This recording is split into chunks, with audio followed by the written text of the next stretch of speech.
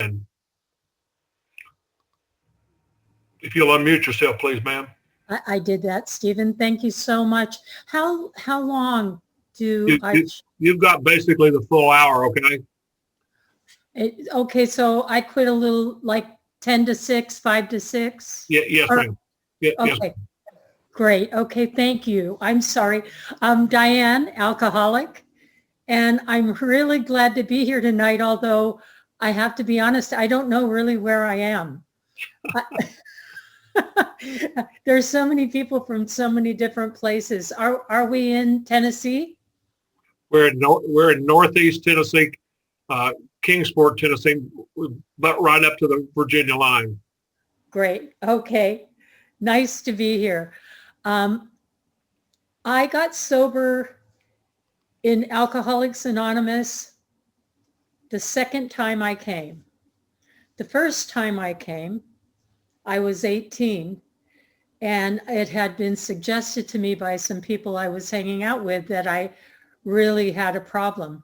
And those were the Hessians and the Devil's Disciples. They're motorcycle groups out here in California. So you got to understand that I had a problem. I started drinking when I was 14. And the interesting thing is I exhibited symptoms of alcoholism when I was really little. You know how that part of us that doesn't want anybody to tell us what to do, ever? And please don't tell me I have to do something, because then I can't. So I had issues from the time I was really young. I didn't like anybody telling me what to do in school. I didn't, there were, one time I was in elementary school and they had dug some ditches to lay pipe, and they put signs everywhere and it said, "Do not jump over the ditches." They had to send me home because I couldn't stop jumping over the ditches. And that's just the mental part of alcoholism. And that came with me since I was very young. So I was born into a family of narcissists, actually. My mom was narcissistic. My dad was really cool. I'm not sure. He was just really steady and cool. But my sister was a narcissist, and my brother. And I am also narcissistic, but it came in the form of alcoholism. And I've got to tell you, I am grateful every day to whatever power that be that I am an alcoholic. Because with Alcoholics Anonymous, I have found a way to make you more important than me on a daily basis. And that was not my story before I got here.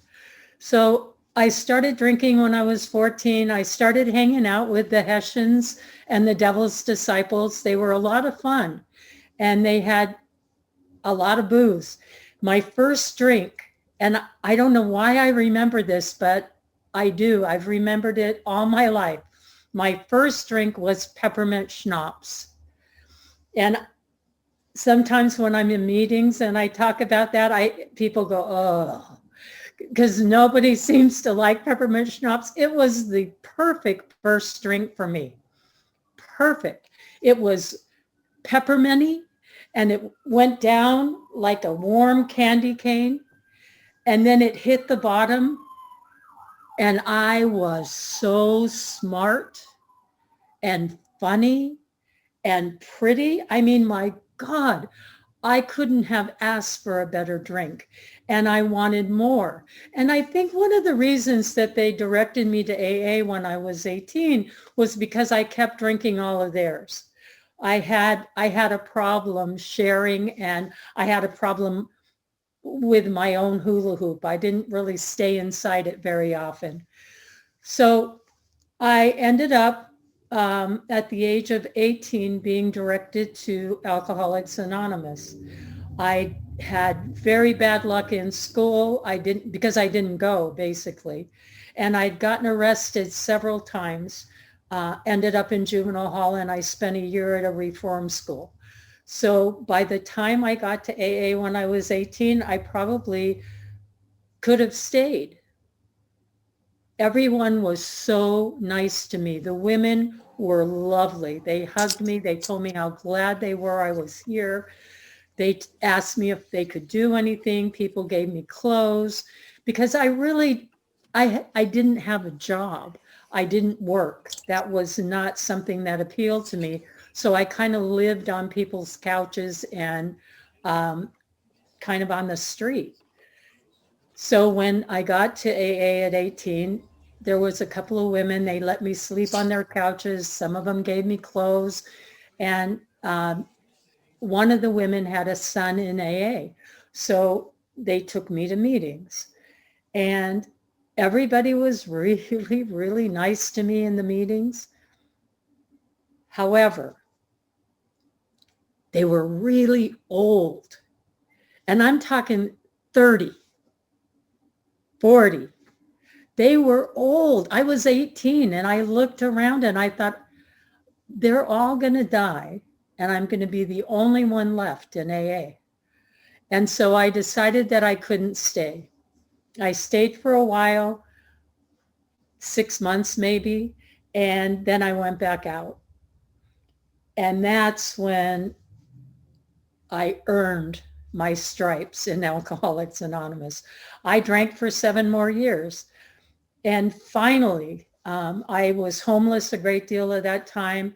I didn't really work because I had developed the habit of stealing. If it was out in the open, I took it. If I knew where you kept it, I took it. I stole money from my parents. I stole things and sold them. I was a thief. And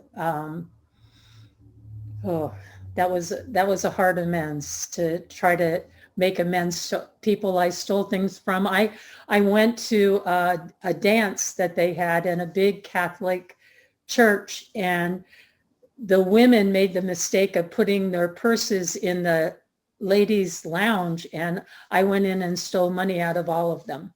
So I'll tell you later how I made amends for that. But there were a lot of those things in my life. And then the other thing I did when I was young, and it took me a long time to understand why, but I used to lie about things that didn't make any sense to lie about, really. I used to tell people I was a surfer. I had a red surfboard. I used to tell people I was an American Indian. And I looked like one, apparently. And so they allowed me to be one. And everybody believed me. I used to get mixed up on what tribe I belonged to. Sometimes Lakota, sometimes Cherokee, sometimes Sioux. But I always had a follow-up story. So, and the thing that was interesting to me about American Indians is that I really did love them. I mean, I loved their history. I loved that they got to the United States first, that they were here. I loved their connectedness with the universe and the animals. I mean, that was important to me. So I liked being an American Indian. I had to give it up when I got sober, but I really loved that. I loved myself as an American Indian. Outside of that, there wasn't much self-love. So when I was 24 years old, I got arrested one more time. And they had developed a program out here in California called The Family. And it was in Norwalk State Mental Hospital. And it was to help alcoholics and addicts recover. And it was a year long. You got sentenced there when you got arrested as opposed to doing time in jail. So I got sentenced there and I spent a year there. I turned 25 in Norwalk. And I know they must have had a good program because I know people who are still sober from having gone there. I didn't remember anything when I got out. Not one thing. I had a drink the first day I was out. And within 3 months, I was in worse shape than I had ever been in. I lost everything that I had. I don't even remember where I was living. It was the most difficult period of time in my life. However, the one memory I did have was Alcoholics Anonymous and how kind everyone was to me and how I felt safe there for some reason. So in April 4th of 1973, I came back to Alcoholics Anonymous. And I walked in the doors and I walked into the Friday night downtowners group. That's where I met my friends Trina and Lindy, who are also here today. And I felt like I belonged. I mean, they were really nice to me, and there were several people very involved in Alcoholics Anonymous, and what they wanted to do was try to make me feel part of. So they elected me to be a greeter. And I didn't tell you that my insecurities just about ate me alive. And because I didn't deal well with insecurities, I got angry. That's how I dealt with them. I got angry. I figure I push you away first, then I'm safe. So the people in the Huntington Beach downtowners didn't know that about me right away. They made me greeter. And you know, you're supposed to, when you're greeter, you're supposed to make people feel welcome. And I did okay with that unless somebody walked past me to say hi to somebody else. And then I followed them into the meeting. And I put my hand in their face and I said, hello, welcome to the meeting. And I was so angry and I kind of scared people. I know my friend Trina talks about being afraid of me when she first met me, and I was already 12 years sober then. So I had some issues with anger, and they discovered that greeting was not a good position for me. So they made me coffee maker. And that was the best job they could have given me. I got there early, so I didn't have to talk to a lot of people. I made the coffee. People told me what great coffee it was. And, you know, who doesn't like a compliment? So I was excited. And then they had a cleaning crew who came afterward and cleaned everything up. So I didn't even have to do manual labor. I loved that job and I would have done it forever. But they rotate people out of their positions in that group after a year. So then they made me treasurer and discovered another one of my defects of character, which is stealing. And I, honest to God, did not mean to steal my home group's money. I just meant to borrow it because I had gotten a job by that time, which, like everything else in Alcoholics Anonymous, led me to my career. I mean, everything I've done in Alcoholics Anonymous has moved me forward where I needed to be. I didn't have a job resume. I didn't know how to work, but I was sober now, so I needed to get a job. And my sponsor told me to look in the newspaper. That's when we had newspapers, and go to the classifieds and figure out if there was anything I could do. And there was one, pickup and delivery. And I could drive, and I didn't have many tickets at that time. So I went to apply for that job. And he showed me in the back where the little pickup truck was, and it was really cute little Toyota truck. And I got out there and I sat down in the truck, and there was this stick in it. And I said, what is this stick for? And he said, it's a stick shift. And I said, I don't know how to drive this. And I fully expected him to get me another car. But he said, honey, if you want the job, you're going to have to drive it. So I looked at the knob and it had directions on it. And he showed me the clutch, and I made a few mistakes, but I learned how to drive that pickup truck.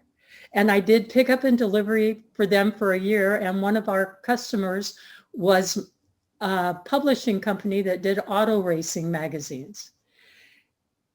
I went into typesetting at that company. That's what the pickup and delivery was for their typesetting. And I learned how to set type. And this publishing company hired me away, and I worked for them for 28 years. So I had a career. I did not have a college education because I drank in the parking lot to get courage and didn't go to class very much. I didn't really have much of what I needed to have that career, but I had it because I drove the pickup truck. I always remember that when something difficult comes up and I don't think I can do it, I just do it because I don't know where it's going to take me. So I'm sober and I'm not treasurer anymore. And I still need to have a position to be of service. I got sober in the greatest home group, and there were a lot of mentors there, a lot of people that I loved so much. And one of them was Jerry F. And at that time, he was delegate for the Mid-Southern California area in general service. And he said that he really thought that I should try being GSR. I had no idea what that meant. I didn't know anything about the Alcoholics Anonymous, the structure, or anything else about it. But I had been reading the book a bit, and I had been working with my sponsor, and I had done some of the steps. So I didn't say no. I said, okay, I'll be GSR for the group. It was a 2-year commitment. And after the 2 years, they elected me the district committee member, the DCM. They call it DCMC now, I think. But I loved that position because they gave me a gavel to start the meeting and end the meeting. It's the most power I have ever had in Alcoholics Anonymous. And everyone I know is grateful for that. I had the little gavel, I led the meeting. And then after 2 years in that commitment, I was kind of enjoying general service, learning a lot about the history, and I enjoyed the people I was working with. So I went to the area assembly, and they asked me if I would stand for office for one of the area positions. And I said, yeah, I will, but I don't want to be secretary. And they said, you know what? Why don't you just put your name in for everything and see where you end up? And I had learned enough about God as I understood him to know that that's probably the smartest thing to do. But I really didn't want to be secretary. So I put my name in, and I got elected secretary on the first ballot. And that was the best position I could have had. I was secretary, and you know what secretaries do? They take minutes. And in order to take minutes, you actually have to listen to what other people are saying. And I had a hard time listening. I don't know about you guys, but my head says stuff without my permission. I mean, I will be talking to you, and I'll all of a sudden my head will say, oh my God, look at those shoes. Where did he get that hat? That tie is a weird color. I mean, my head is talking to me while I'm trying to listen to what you're saying to me. And I learned as secretary of the area that I had to stop that. I had to figure out how to stop that from going on, because I had to take minutes, and they did not want to know what I was thinking. They wanted to know what was happening in the meeting. So I figured out how to stop my head. And I would have to do it sometimes 2 or 3 times during the meeting. But I learned how to actually listen to you. It's been an amazing experience. I missed a lot, because there are some things that I've heard from you that have made it possible for me to stay sober. I know one of the other things I did during the first few years I was sober is I got married, which was a big mistake. he had been married when I met him, and I broke up their marriage, and it was just really bad. I had a lot of amends to make already when I got sober, and I ended up creating more in AA. Thank God I always had a sponsor, and she would help me figure this out. So I ended up staying as secretary. I ended up learning a very valuable lesson.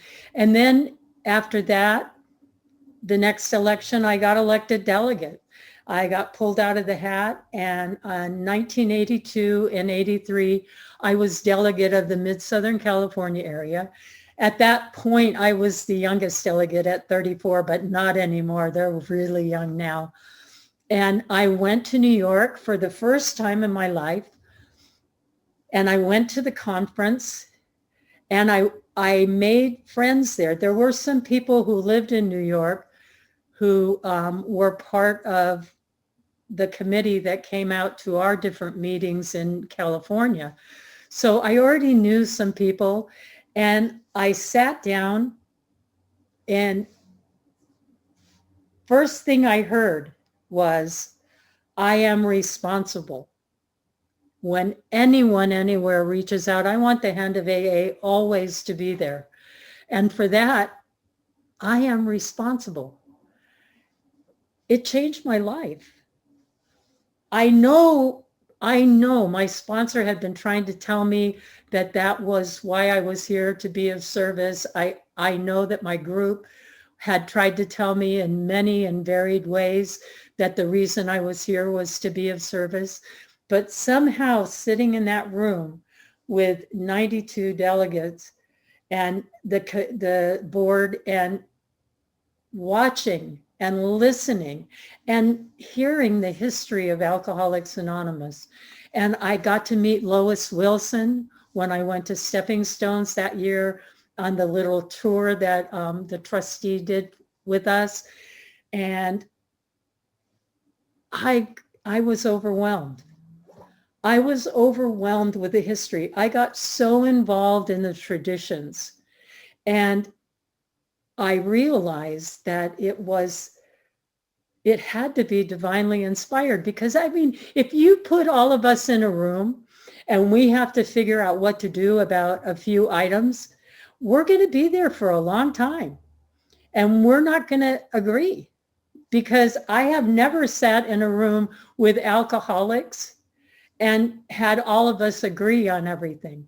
And the first 100 members of Alcoholics Anonymous, kind of figured out the traditions and how we could best survive.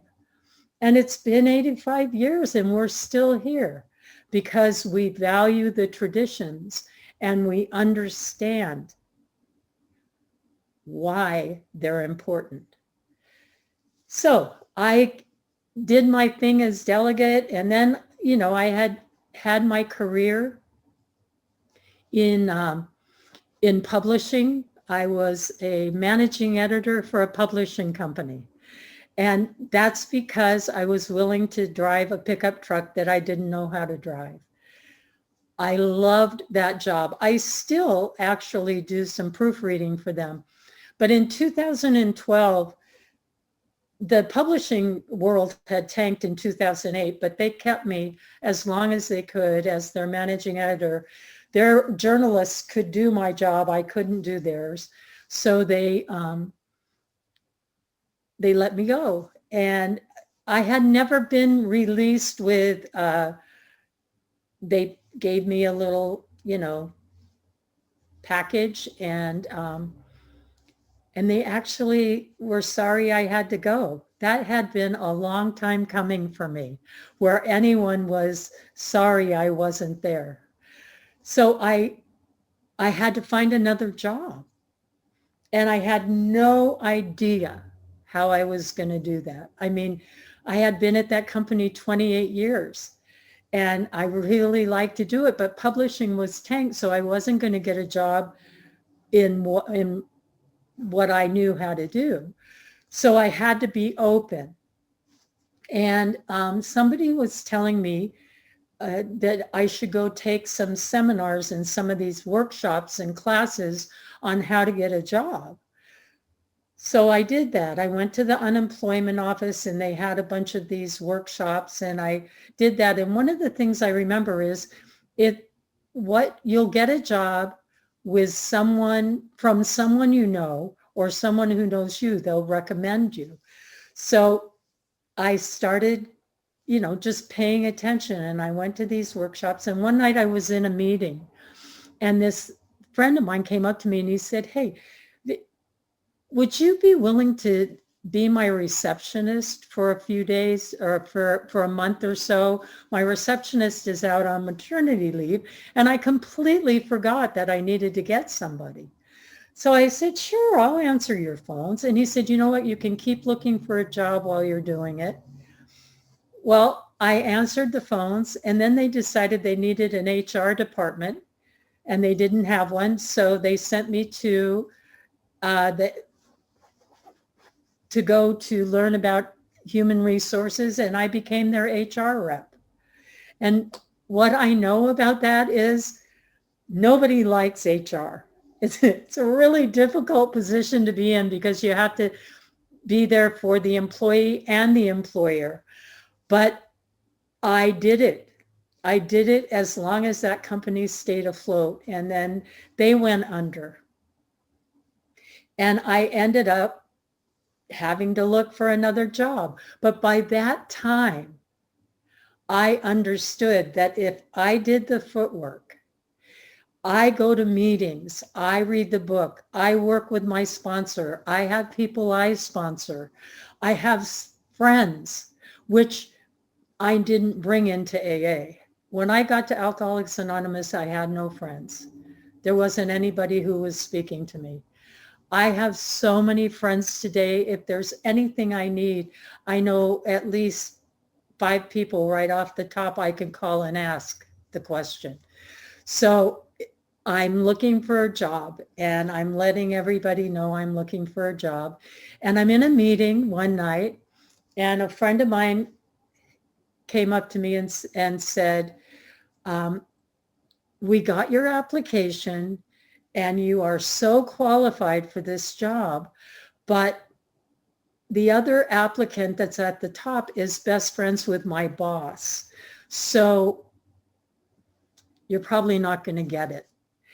And to be honest with you, I didn't even remember what she was talking about. I had applied for so many jobs from so many places.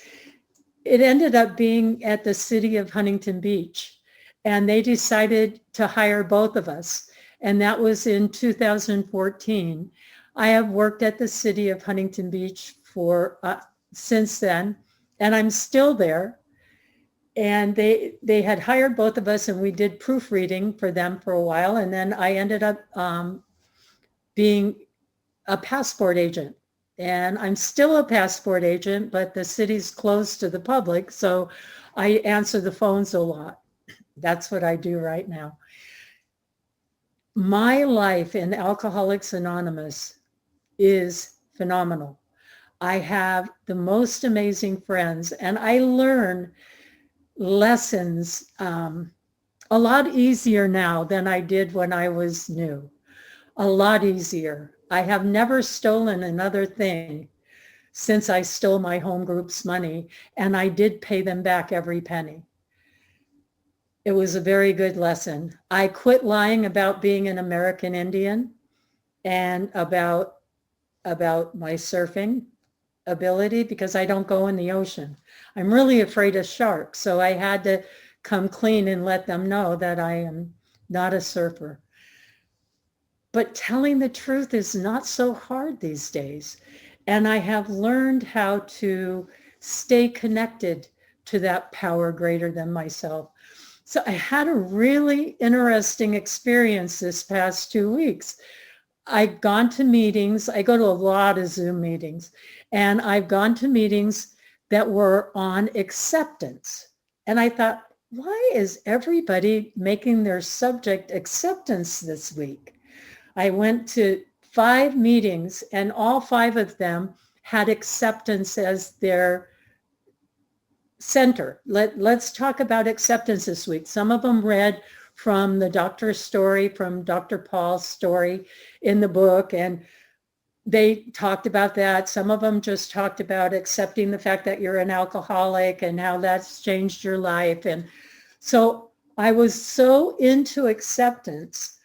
A couple of days ago, I went to take a shower and the door to my shower wouldn't shut. So I pushed on the door and the glass shattered into thousands of pieces, glass everywhere. And it was like, oh man. What I was grateful for is that since the pandemic, a lot of times I work from home, and the day that it happened to be my day off. So I had no idea what I was going to do. But I knew that at some point I was going to have to get into acceptance and figure it out. So I contacted my landlord and I told him what happened. And he said, well, I'll get the shower door guy out there as quickly as I can. And then I found out it couldn't be till Wednesday. I picked up all the glass. I only cut myself a few times. That glass is really fine. And I cut myself on my feet a little bit, and then I got everything all cleaned up and sorted out. And then I told a couple of people, and they told me I could shower at their house if I wanted. And then my friend Trina told me that her friend, she has a friend who does things out of glass. She melts the glass and does different statues, I guess. I don't know exactly, but she could use the glass. So I figured out how to put something over the hole in the door in the shower and take a shower anyway. I ended up having something that I could give somebody else, and I didn't even get freaked out. Todavía.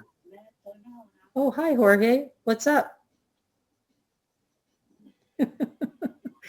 I didn't even get freaked out. I was actually very okay. I figured it would happen when it happens. And, tomorrow they're going to come and fix my shower door.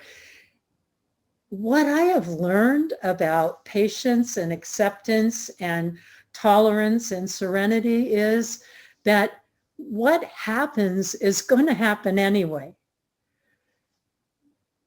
My experience of that situation is going to be based on my level of acceptance. I'm going to be left with what I do, much in the way I am left with being of service to others. People can be really angry with me and people can not like me, but if I participate in that, that's the price I'll pay. If I have made amends in Alcoholics Anonymous. I made amends to my home group by paying them back. I went back through my history and I had a lot of people who were angry with me, and I made amends to them. And there were a few of them who said, I don't want, the amends you can make to me is get the hell out of my life and don't come back. Just leave me alone. And I did that. And in the beginning, it didn't feel good. I felt sad and I wanted to try to figure it out. And then after a while, I just understood that acceptance of their right to feel the way they did and to do what they did is all I could do. That's what I could do, and I can be kind. So I go to meetings to see if there's anything I can offer instead of anything I can get. And I end up getting so much. I have a great sponsor today. She's sober over 50 years. And she is just in AA, just goes to meetings, has always a smile on her face. And I have had several sponsors over the years. Some A couple have died, and I have always ended up with exactly what I needed in a sponsor. And my greatest gift are the people I sponsor today. I know that for me to be able to give something, that wasn't important to me when I got here. It is the greatest gift I have today, to be able to have something to offer to somebody else, to somebody who comes in and who's scared and who doesn't think that they can stay one day. I love Alcoholics Anonymous. I love what we have here in Alcoholics Anonymous. And I want to tell you another story about the way things go in AA for me if I pay attention. I had never owned a car. Somebody had given me my first car. I had never bought a car before. And I don't know, I was sober, I don't know, 30 years. And I bought this car. People had given me cars. And I bought this car. I went to Toyota. I had a job. I had, I even had a 401k and all that normal stuff that people have. And I went to Toyota and I got a car. And it was so cute and I loved it. And with that car came a free beach parking pass for Huntington Beach. And so I went down to get the beach pass, and the number on it was 1973, which is the year I got sober. And everything in my life, in my recovery, has been connected. I have been friends. Trina was scared to death of me when she was new. And I also, my other friend Lindy, who is here today, we were roommates early on in sobriety. We spent a lot of time hanging out, and we were roommates, and then we lived above, I lived above her. She lived in the apartment below for a while, and she got married and ended up moving to South Carolina and having kids. And when she was here, I watched her kids, Michael and Nicholas. I used to watch them, and Michael was crying one time, and Nick was really little, and Mike is the youngest, and he was crying, and I didn't know why he was crying. And Nick said, well, maybe he just doesn't like you. And at one point in my life, that would have made me never want to take care of kids again. But what it did is make me laugh. And that's the thing that has carried me through my sobriety, no matter how hard it gets, no matter how many difficult days I have, because just because I believe in God and because I believe that I have a path and a connectedness doesn't mean, and just because I accept things doesn't mean that everything is great. Sometimes hard things happen. They happen to everybody. My dad passed away in 2010. I loved my dad. I used to drive up to Carpinteria, which is quite a ways, and spend time with him. He had Alzheimer's. And I just loved him, and I wanted him to know that. So I would drive up and I would hang out with him. And sometimes I did it for just one day. And he passed away. And then my brother passed away, my sister, and my mother. My mother right after like 4 years after my dad. And my brother 2 years after her, and then my sister 2 years ago. So I have no immediate family. And had you not worked the miracle in my life of changing me from a taker to a giver, from someone who thought about your feelings before I thought about mine, from someone who was able to give instead of take all the time. Had you not done that, I would be alone. But I'm not. I have friends everywhere. I love Alcoholics Anonymous. You have gifted me with everything I need. Not always everything I want, but generally what I get, I end up wanting, because it's been an amazing journey here in Alcoholics Anonymous. I am 73 years old.